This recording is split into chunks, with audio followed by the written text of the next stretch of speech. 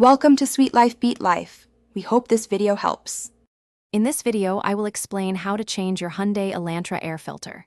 First, gather your tools, a new air filter and a Phillips head screwdriver. Make sure your car's engine is completely off and cool to the touch for safety. We will then locate the air filter housing, which is typically a black plastic box near the engine. This simple maintenance task can significantly improve your car's performance and fuel efficiency. Now, let's access the old filter. You'll find 4 to 5 metal clips around the perimeter of the air filter housing. Unclip these. Some models might also have 1 or 2 screws that need loosening with your Phillips head screwdriver.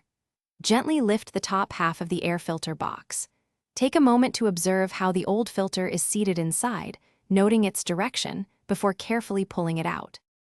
With the old filter removed, take a moment to wipe away any leaves or debris from inside the air filter box. Now, carefully place your brand new air filter into the housing, making sure it sits flush and in the same orientation as the one you just removed. Lower the top half of the air filter housing back into place, ensuring a tight seal. Finally, resecure all the metal clips and tighten any screws you loosened. Replacing your air filter regularly offers several key benefits. A clean filter ensures your engine receives optimal airflow, leading to improved performance and better fuel efficiency. It also acts as a crucial barrier, protecting your engine from harmful dirt and debris. Experts recommend changing your air filter every 12,000 to 15,000 miles, or about once a year, to keep your Elantra running smoothly and efficiently. Thanks for watching. Consider subscribing if we helped you.